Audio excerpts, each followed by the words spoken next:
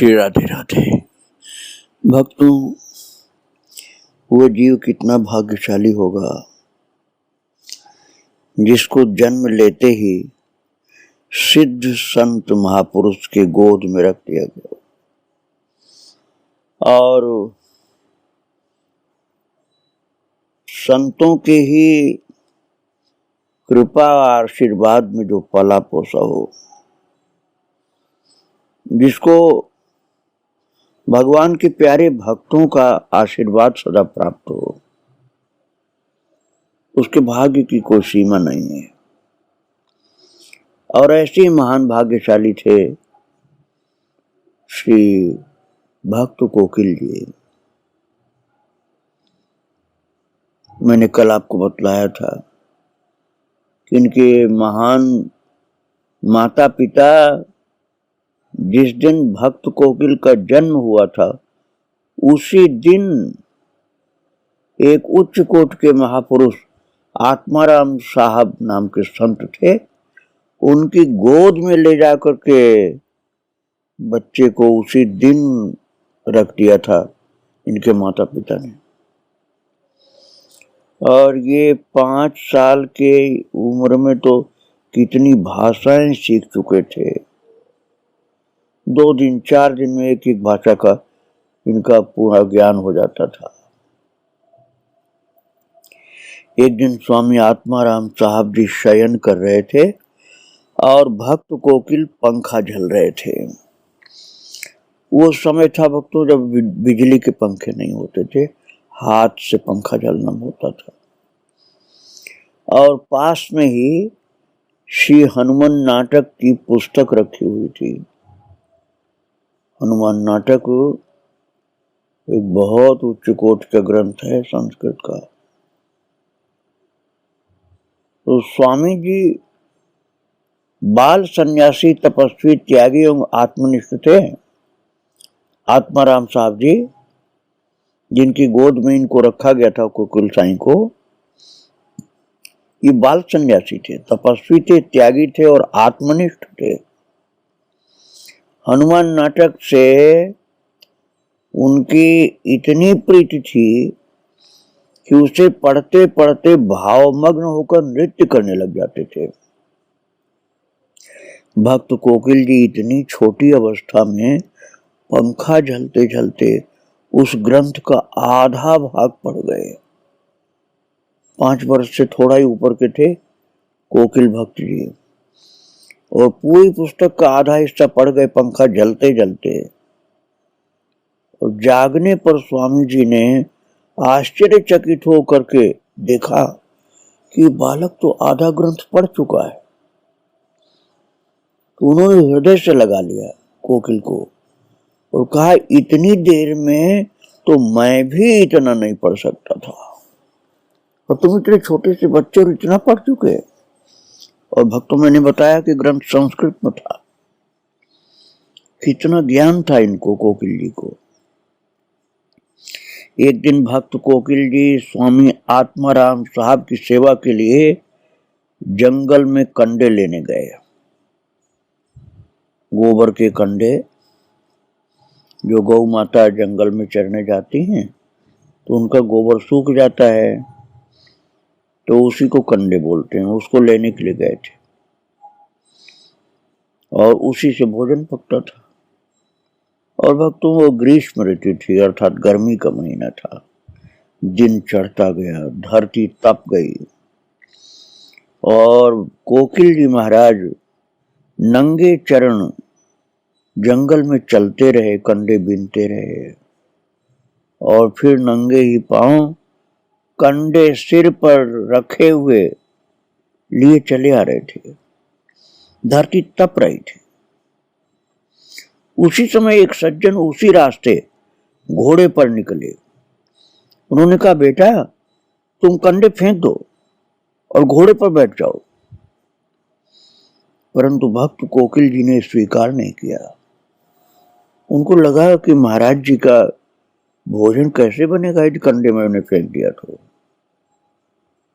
उन्हें बचपन से ही गुरु सेवा की पक्की लगन थी। और महाराज उन्होंने मना कर दिया कि नहीं, मैं कंडे नहीं फेंकूंगा और घोड़े पर भी नहीं बैठूंगा, मैं कंडे सिर पर लेकर के पैदल पैदल ही चलूंगा।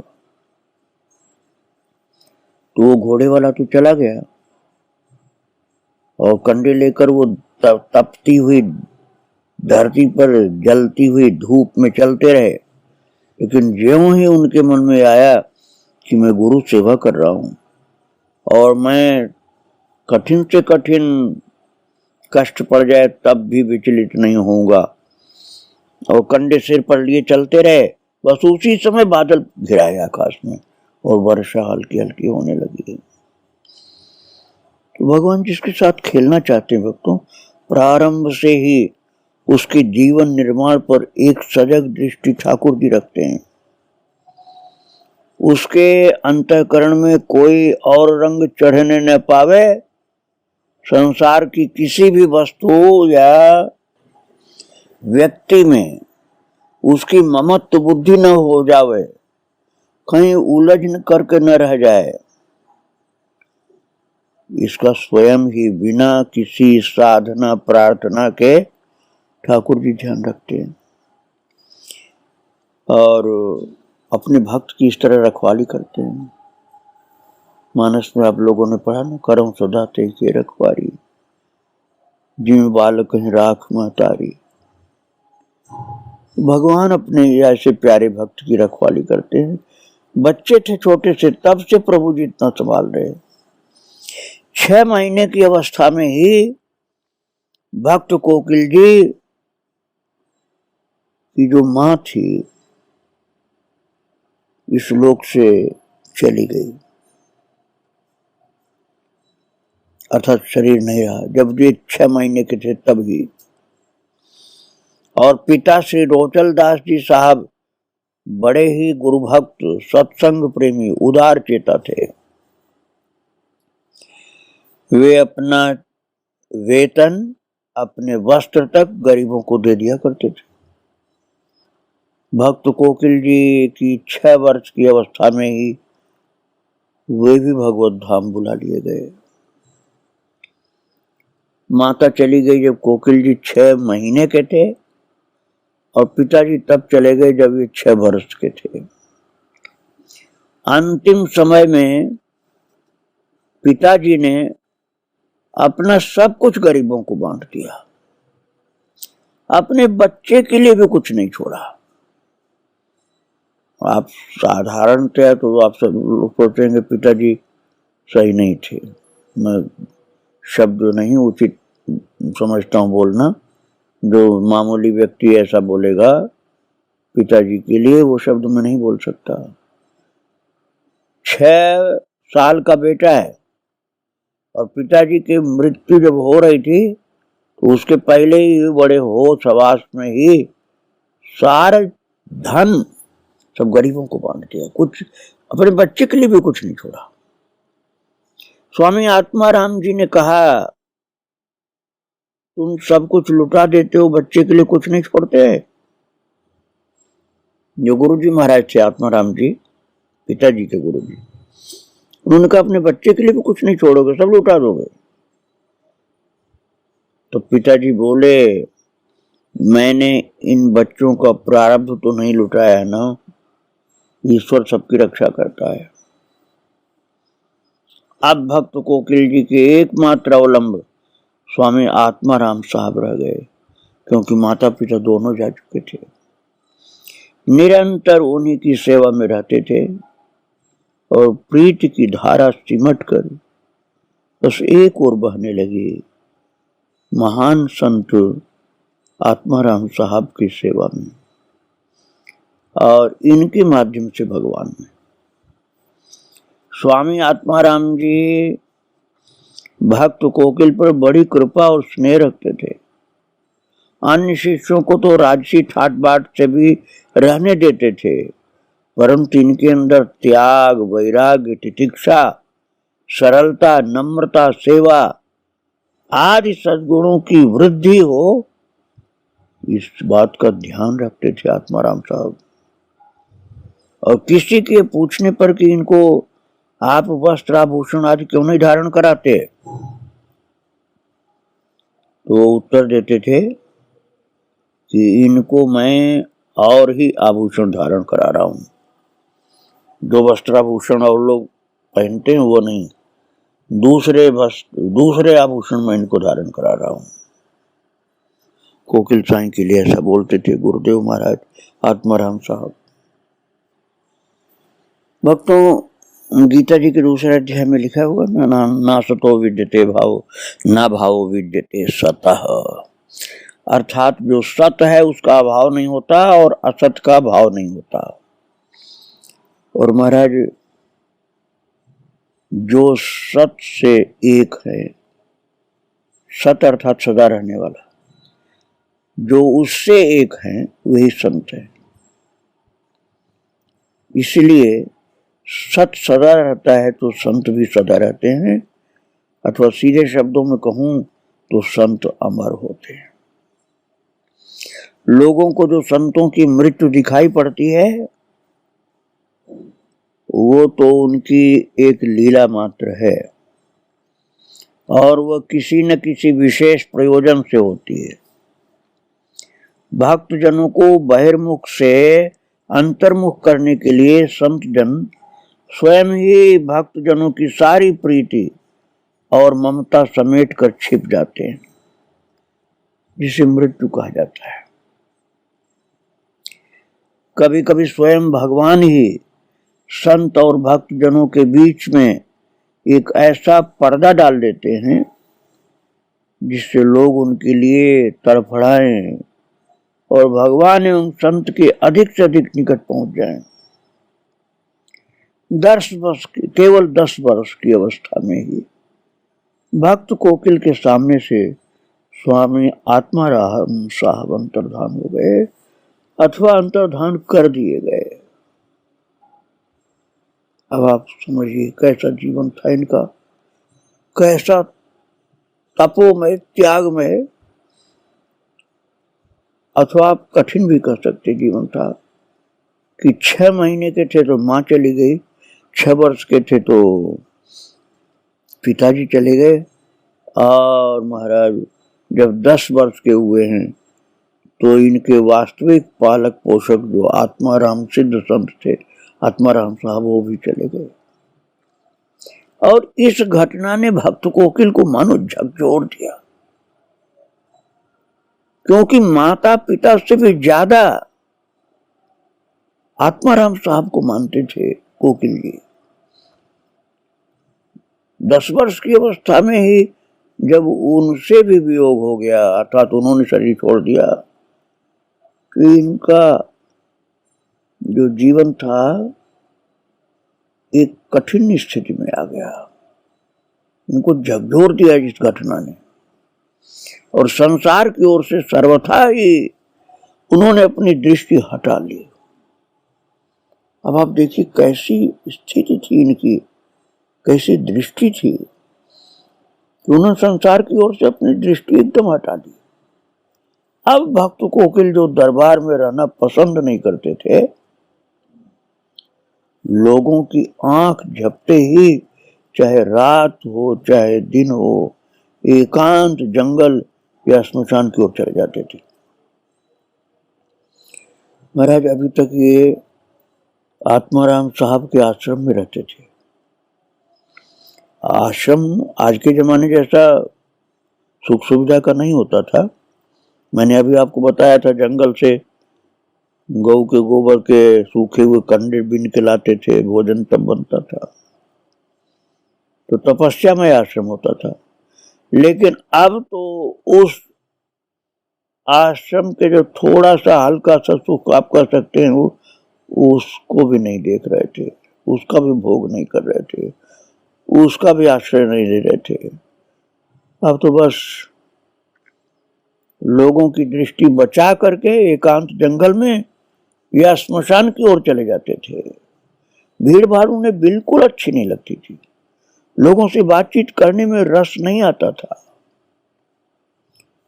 खाने पीने पहनने में रुचि नहीं रही। कभी कभी 5-5, 7-7 घंटे एकांत में रहते और कभी कभी 5-5, 7-7 दिन के बाद पता चलता कि कोकिल कहाँ है। स्वामी आत्माराम साहब के अंतर्धान होने के बाद ऐसी जीवनचर्या इनकी हो गई थी। भक्तों, स्वामी आत्माराम साहब के वियोग का दुख तो इनको बहुत था, क्योंकि इस लोक में उनके एकमात्र अवलंब वे ही थे। परंतु उनके परम धाम गमन से कोकिल का सोया हुआ चित्त जग गया। छिपी हुई प्रीति भगवान एवं संत सदगुरु की प्राप्ति के लिए तड़प उठी।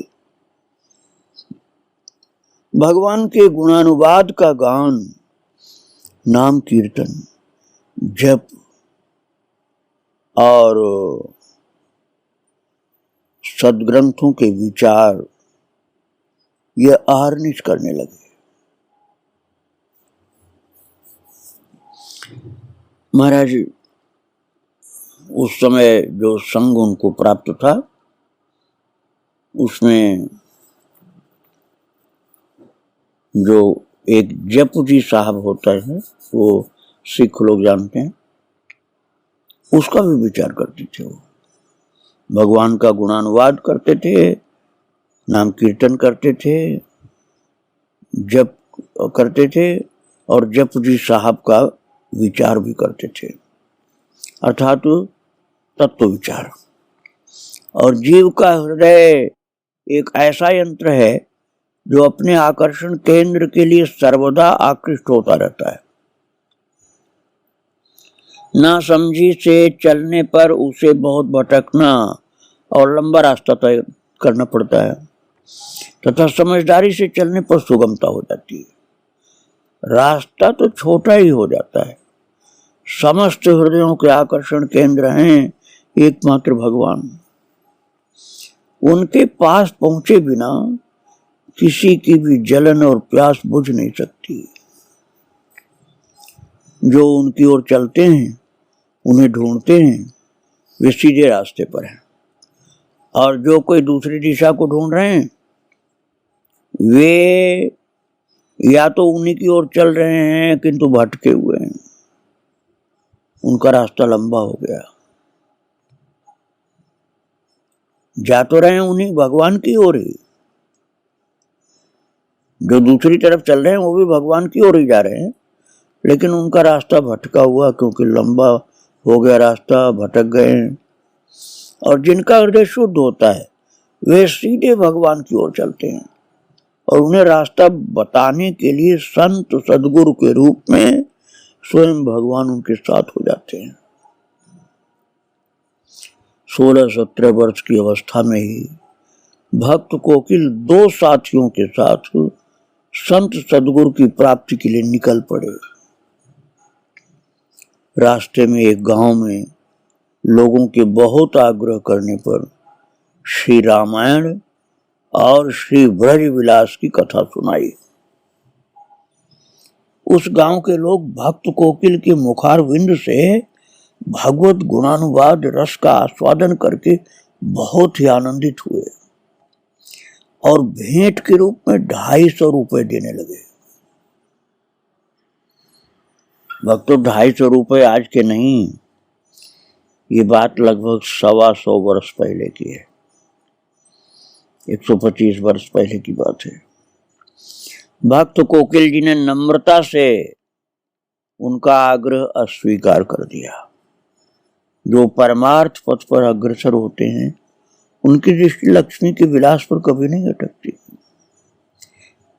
एक साथी ने कहा, जब स्वयं ही रुपए मिल रहे हैं तो क्यों नहीं ले लेते, परंतु उन्होंने फिर भी अस्वीकार किया और वह साथी वहां से लौट गया। भक्त कोकिल को इस गांव में एक उच्च कोटि के सूफी फकीर मिले।